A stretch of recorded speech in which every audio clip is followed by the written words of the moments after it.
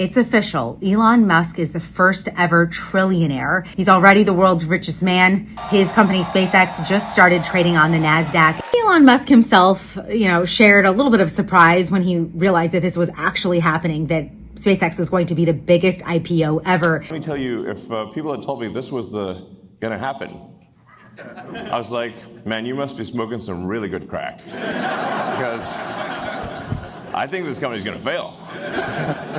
Obviously has not failed. 24 years later, a lot happening. And a lot of his employees and former employees have been minted into millionaires today. We interviewed a former welder who worked at SpaceX for 10 years, Juan Hernandez. He says this is the American dream for him. He had 6,500 shares today at the opening bell, and certainly cashing in at least $880,000 is what he'll be taking home, which he says is going to change his life. But he's going to continue welding, and he's working now at a different rocket company. But big day for SpaceX, and a lot of questions around whether it should be valued at this high valuation and what comes next for the company.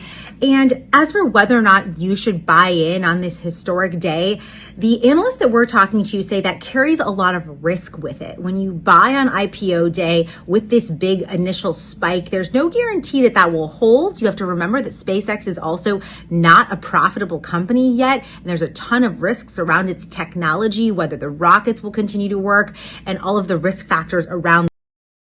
What's up, family? So Elon Musk just became the world's first, and I mean first, trillionaire. And the media, they're losing their minds, real talk. And I'm about to show you exactly what they said on camera. No agenda, no narrative, just receipts. Hit the like button, share the video, subscribe to the channel.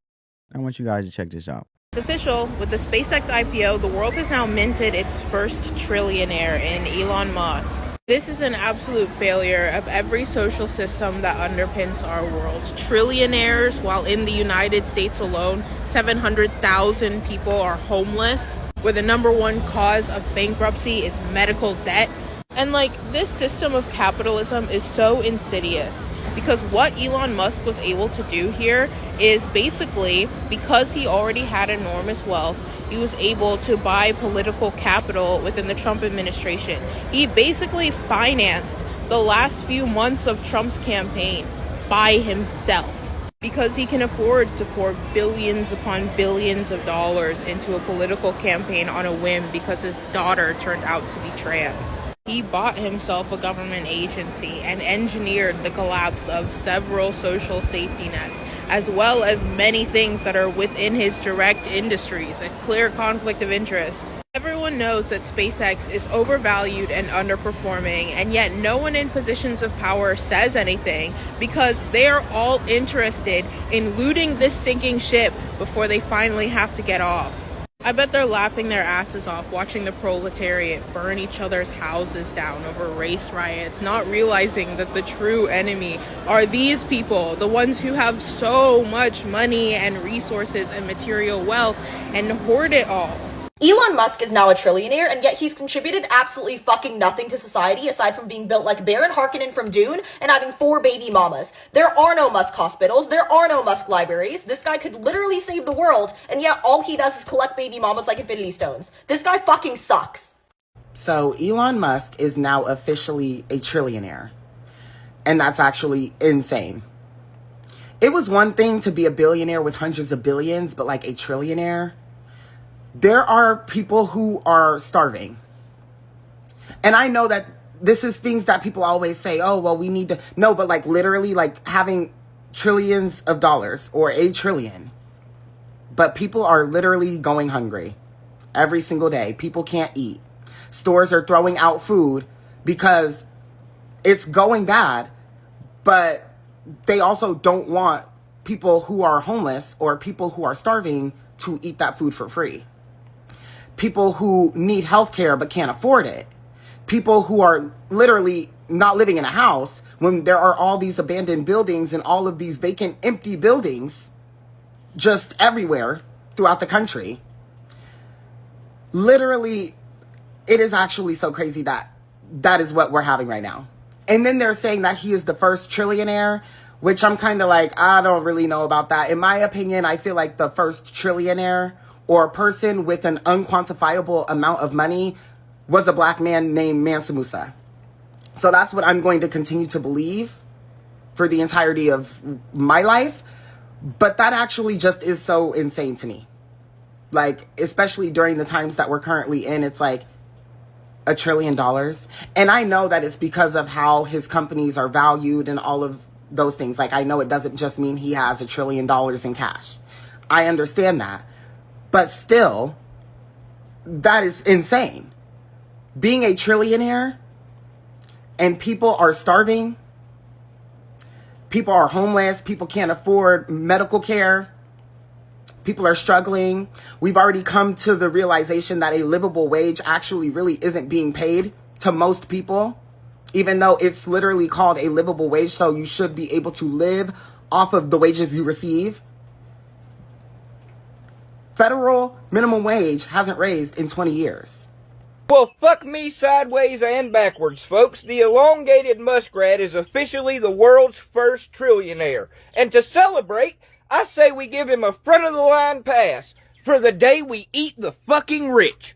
There are people starving right now. Like, as the words are leaving my mouth, somebody is going without food.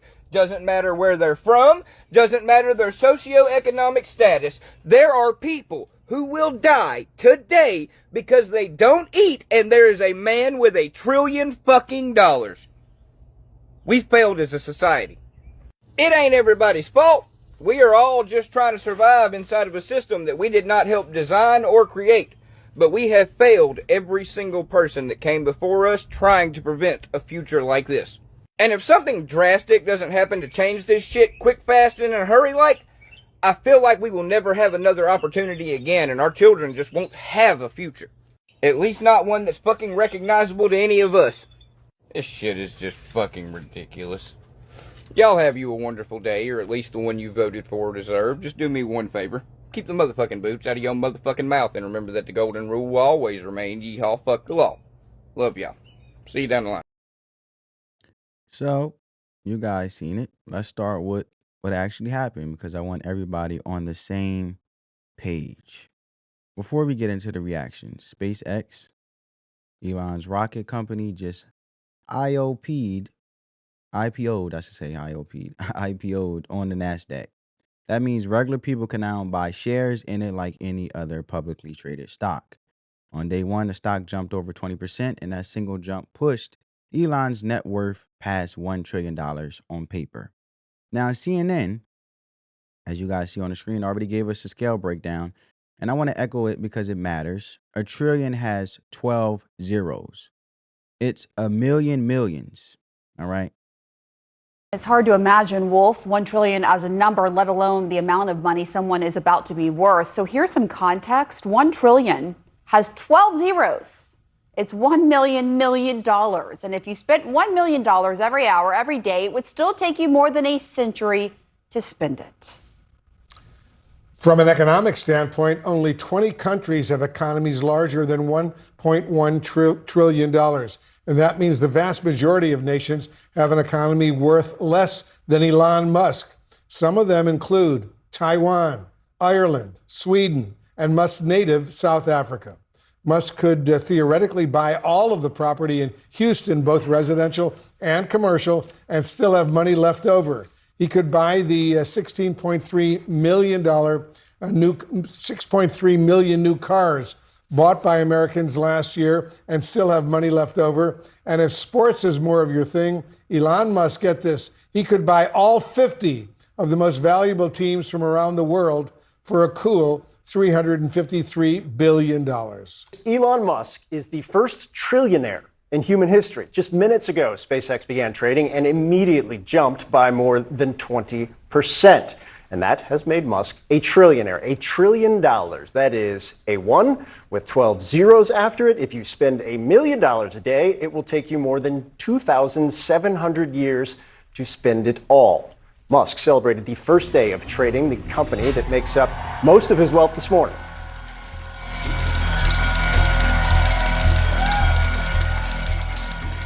I, too, would be cheering. My next guest has been following Musk's career for years. I'm going to leave it there. So if you spent $1 million every single day, it would take you more than 2,700 years to go through it. That's not a typo. 2,700 700 years. But here's the financial literacy point I need you to hold on to right now, because this is where a lot of people are going wrong. Elon Musk does not have $1 trillion sitting in a bank account. All right. Because I know a lot of people say that, and whatever the case may be. But that is not what's happening. His net worth is tied to the value of shares he holds in his companies. If those shares drop, so does that number. Is paper wealth real? Yes. But not a wire transfer with 12 zeros on it. That distinction matters more than you think, because when people don't understand that, they make arguments that don't hold up. And that's exactly what we saw happen. And when you look at the reactions, I have to be honest with you, some of what I saw out here was a lot. One person called it an absolute failure of every social system that underpins our world. Another said Elon has contributed absolutely nothing to society. Someone else said we failed as a society, quote unquote. And then there was, as you guys can see on the screen, Senate candidate Graham Plattner, who posted that Elon just became the world's first trillionaire, and we should, quote unquote, make sure he's also the last. And I want to be fair here. The frustration people feel about poverty, hunger, and the cost of healthcare, that's real. These problems are real. People are genuinely struggling, and I'm not going to sit here and dismiss that pain. That's not what this is. But here's where it doesn't add up for me. You can feel that pain and still ask the right question. And the right question isn't, why does this man have so much? Right?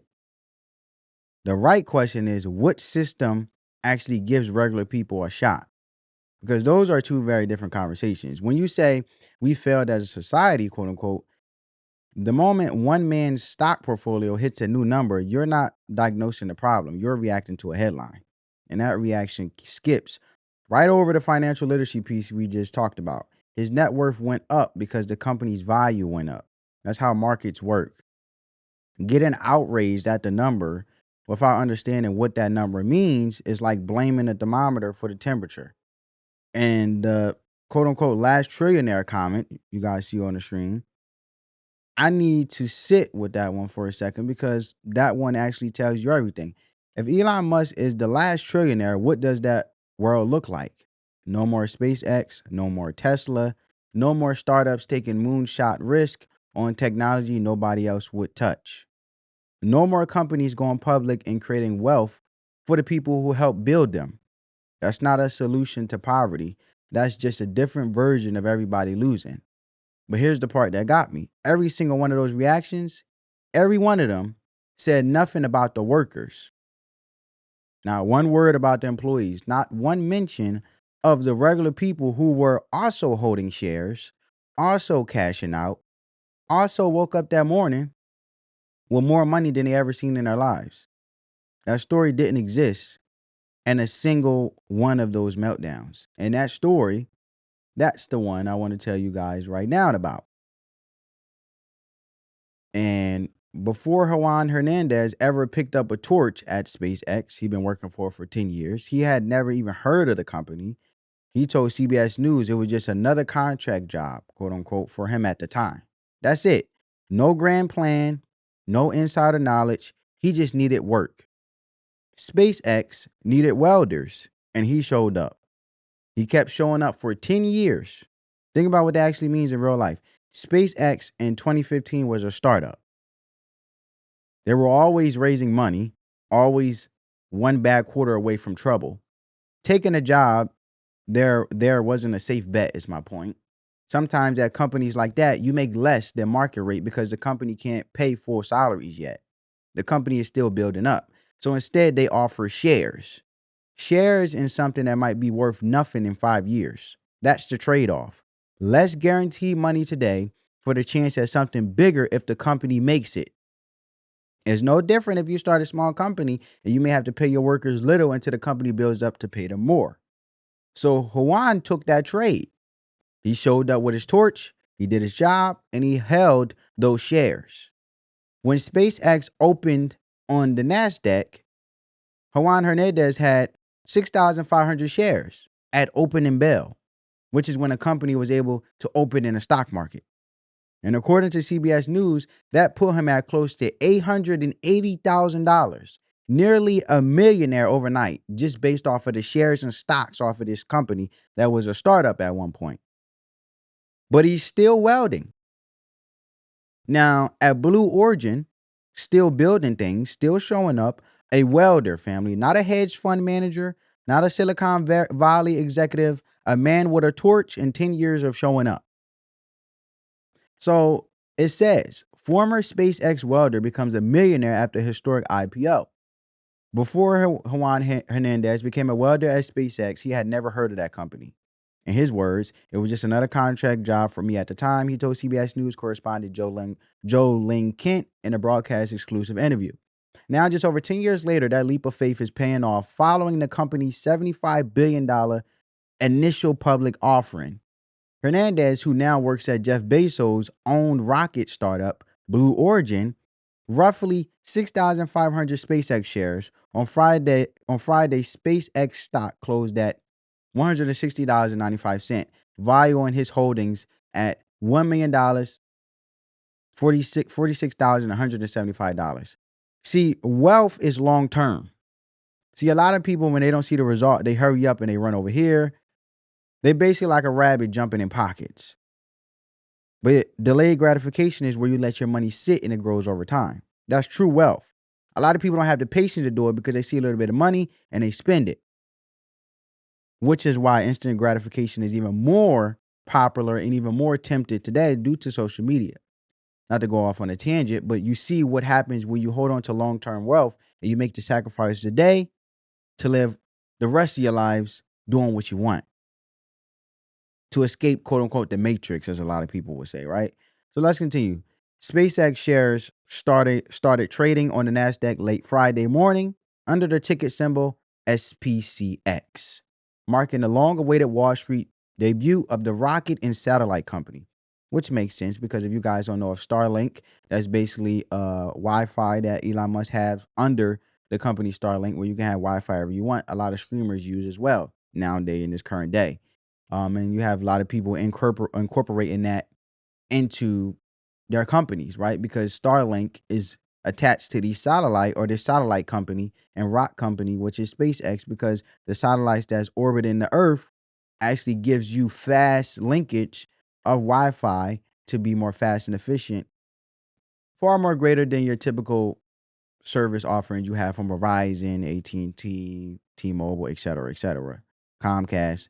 But the stock offering also turned SpaceX founder Elon Musk into the world's first trillionaire. And this is Juan Hernandez right here on the screen, who started SpaceX in 2015, worked at the rocket and satellite company for a decade. So now, let's talk about what Juan's story actually proves, because this is the part that people melting down never want to engage with. They'll tell you Elon getting rich hurts people like Juan Hernandez. That when one person wins that big, somebody else has to lose. That's the argument underneath all those reactions we just heard. And Juan Hernandez walking away with nearly $900,000 is a direct answer to that argument. You can't say the rich getting richer hurts the worker and then ignore the worker who just became a millionaire the same day. Here's the truth in plain English. A lot of people don't like to say. The pie grows. It doesn't stay the same size and get cut into smaller pieces every time someone succeeds. When a company grows, when it creates real products, launches real rockets, build real infrastructure, and obviously Juan Hernandez had a service to give, which is welding to build those rockets. See, a lot of people sitting there complaining just don't have a viable service or a viable skill that's a service to a company or to the world. The way you gain wealth and the way you prosper is you have to have value, which then you can give to the world, because you obviously, real wealth actually initiates when you're able to look outside of yourself and to understand that, hey, I have to give up service to others that serve the people and not myself. And that's when true wealth comes in. It's just no promise that you actually get wealthy. But the reality is you have to have faith as far without sight, because that's what faith is, believing in something before you can actually physically see it. And a lot of people don't have the guts or the wherewithal to understand that, hey, I am gaining value, and the trade-off for this value, because a lot of times the 10 decades that Juan had, right, welding, not knowing if this company was going to actually build to be valuable as it is, And he held the stocks within the company for when it finally reaches the stock market for other people to invest in it. He had a jump start, but he didn't know if the company was going to take off or not, or even pay him fully what he wanted, which he was only getting paid $28 an hour. But the trade-off was, we are a startup company, rock with us, believe in us, and we'll give you shares once our company does take off. And he took that bet, and now he's a millionaire. So what I'm saying is, he understood the assignment, and a lot of times people don't understand that the skill that you're working hard towards and you don't see the financial prosperity or anything yet, sometimes we have to pay for knowledge that we don't know, and you have to pay the price for the things you don't know, which is time and commitment before the fruition takes over, so you can actually be paid back the price for the sacrifice for something you didn't know. And now that you gained the skill to be the service of the world and the service to people, you create wealth. So my message to you, family, is that a lot of people that's crying broke, you just have to realize that you may not have a skill in the job market or the market that is far way bigger than yourself, that actually gives value to people, which then would generate to wealth. And the price that you're paying for the time that you don't see yourself getting where you want to get yet, and I have to learn this myself, being impatient and want to prosper and want to succeed, which we all have some type of gut feeling in us to want to succeed in something. You have to realize that the things that you don't know to generate or acquire that skill, you're paying the price for that now for the things you don't know. You have to pay for skills that you don't know. And then once you gain a skill, you can be of service to others, which then create true wealth. And that's what this story encapsulates. So wealth that didn't exist before for Hawan, and the people who took a risk alongside the company get to share in what they helped build. And that's not a theory. That's Hawan's bank account. Now, to be fair, I hear the other side. Some people generally can't afford to take the risk. Some people are living paycheck to paycheck and couldn't afford to bet on a startup, even if they wanted to. That's a real conversation worth having. But the conversation is different from saying the system is broken because one man's share value hit a new number. Those are two separate things, and mixing them up doesn't solve either one. And if you choose not to take that risk, that's okay too. That's a valid choice. But you can't sit out the game and then be angry at the people who played and won. The people willing to take risks, to build companies, to create jobs, to launch rockets, they're also the reason comfortable, stable employment exists for people who don't want that kind of uncertainty. Risk takers create the floor that everyone else stands on. Not that last trillionaire comment from Grand Platinum over here. Because let's think about that. Let's think about what that world actually produces. You kill the reward. You kill the risk taker here, Hawan Hernandez. No more people betting on companies that might fall. No more startups, no more Hawan stories, no more welders or engineers or everyday workers holding shares in something they help build. And you don't get equality in that world. You just get less of everything for everybody. Proverbs chapter 13, verse 4 says, the soul of the diligent is richly supplied. Hawan was diligent. He didn't know SpaceX would become what it became. He just showed up, did the work, and held on. And the system, for all its flaws, rewarded that. That's worth saying out loud. So from my perspective, the problem isn't that Elon has too much. The problem is that too many people don't know they can get in. Not everyone can weld for SpaceX, but most people can open a brokerage account. Most people can start building small. And I'm not trying to get off subject, but I did watch a clip, and I don't remember who, from a wealthy individual that said that if a kid at this age, starting at 18, invested $100 into the stock market in a brokerage account, just put $100 a month, they become wealthy by the time they get a certain age. Or a kid who they start at 18, you could be wealthy by a certain age. 30, 40 years old, you can be quite wealthy just sitting the money into the brokerage account. It's about the long term. Most people can start building something small, and most people have more access to participate than they've been told. And when you spend all your energy angry at the scoreboard, you just miss the door that's actually open.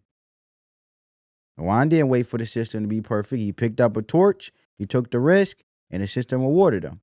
That's available to more people than they're being told, and that's a story I needed you to hear today. So drop your thoughts in the comments, family. Did the media get this story wrong? Let me know. Hit the like button, share the video, subscribe to the channel, and turn on your post notifications. Spread that peace, love, and positivity. Let the love supersede the hate. I'll catch you in the next one. Peace.